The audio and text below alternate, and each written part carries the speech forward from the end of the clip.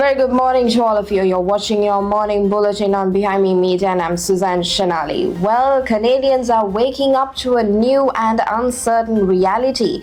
A reality where economic ties, once thought unshakable, are now under threat. The deadline set by US President Donald Trump has come and gone, and with it, a new chapter in the trade relationship between the US and Canada, one that could have profound consequences for both nations. Today, President Trump unleashed sweeping tariffs on Canada, triggering what many are calling a trade war between the two countries with deeply intertwined economies. As the tariffs take hold, the shockwaves are already being felt on both sides of the border, putting thousands of jobs at risk and threatening to drive up prices for consumers. The stock market are reacting, and the news isn't good. The S&P 500, the heartbeat of American capitalism, saw its entire 2025 gains evaporate in a single day. A massive loss of $155 billion, all blamed on what's called the Trump sell-off. The financial toll is staggering, but it's not just the markets. Consumers' confidence in the US has taken its sharpest drop since the pandemic. February's numbers are in, and they show a significant downturn. As Americans tighten their wallets, the US economy, already teetering on the edge, faces a very real possibility of contraction. The future of the economy, once optimistic, now hangs in the balance. And it doesn't end there. On the political front, President Trump's approval rating is slipping. The once strong numbers are now turning negative, and the consequences of these tariffs could not come at a worse time for the president. But in Canada, the government is making it clear retaliation is coming. In a dramatic move, Ontario Premier Doug Ford threatened to cut off crucial resources to the US, including electricity exports, minerals for manufacturing, and even provincial contracts. Could this escalate further? Well, Ford's warning has sent shockwaves across the border, leaving the world wondering if this is just the beginning of a bitter economic standoff.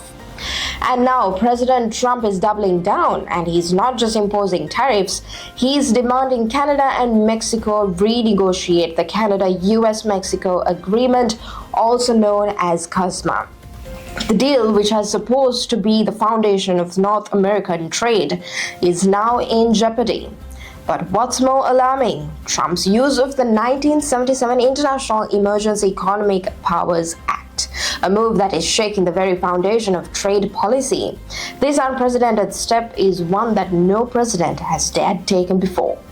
And American trade lawyers are gearing up. The legal battle over these tariffs could soon spill into the courts, as Trump's use of emergency powers is already facing heavy scrutiny. Lawsuits are expected, and the world is watching to see if the president's gamble will pay off or backfire. As this trade war escalates, the world is on edge. How far will President Trump push? What will be the fallout of millions of Americans and Canadians alike? And will this economic firestorm spark something even larger? The answer remains uncertain, but one thing is clear: the landscape of North American trade will never be the same again. And we will continue to monitor this unfolding crisis and bring you the updates as they happen, so stay tuned and keep watching. There's more updates on President Donald Trump's actions as tensions continue to rise between the United States and Ukraine, as President Donald Trump has ordered a pause on U.S. assistance to Ukraine following a tense Oval Office meeting with Ukrainian President Volodymyr Zelensky. A White House official confirmed that the administration is pausing and reviewing military aid to ensure that it is contributing to a long-term solution. The move is seen as an attempt to pressure Zelensky into engaging in peace talks with Russia. This decision echoes a controversial moment from the Trump's first term, when military aid to Ukraine was withheld in 2019, an action that led to his first impeachment. Trump, who has long vowed to end the war quickly, has expressed frustration with Zelensky's stance, arguing that the Ukrainian leader is not doing enough to pursue peace. Speaking earlier today, Trump criticized Zelensky for suggesting that an agreement to end the war is still very, very far away. Now in British Columbia, a 4.1 magnitude earthquake struck 42 kilometers east of Sidney, and according to Earthquakes Canada, the tremor was lightly felt around Victoria and Vancouver. Initially reported as a 4.5 magnitude, the quake was later revised to 4.1. The epicenter was near Oaks Island, Washington, located between Vancouver and Seattle, just south of BC's southern Gulf Islands. There is no reports of damage, and officials confirm that there is no tsunami risk. Because the earthquake's intensity was below the harm threshold, a public alert was not issued. Seismologists say that this is the fourth earthquake in Victoria area in the past 2 weeks, but this level of activity is not unusual for the region. Experts continue to remind residents to be prepared for future seismic events. And remember, if you feel an earthquake, drop and find cover and hold on. After the shaking stops, it's always a good idea to check your emergency kit and make sure that you're ready for the next one. And now here's an update on Pope Francis's dire situation as he faces 2 new respiratory crises on Monday and was placed back on non-invasive mechanical ventilation as he continues battling pneumonia.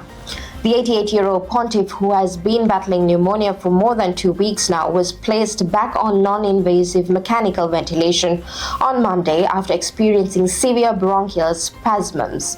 Despite these complications, Pope Francis remains alert and cooperative with medical personnel. However, his prognosis remains uncertain. The Vatican has not released any photos or videos of the pontiff since February 14th, marking his longest absence from the public eye since the beginning of his papacy 12 years ago. Doctors say the use of non-invasive ventilation aims to prevent the need for intubation, a more invasive procedure that has not yet been required in his care.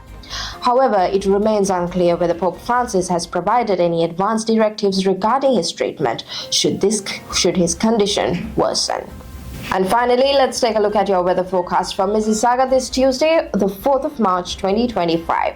Where we are expecting temperatures to range between -3 degrees Celsius in the morning and a high of 6 degrees Celsius by afternoon.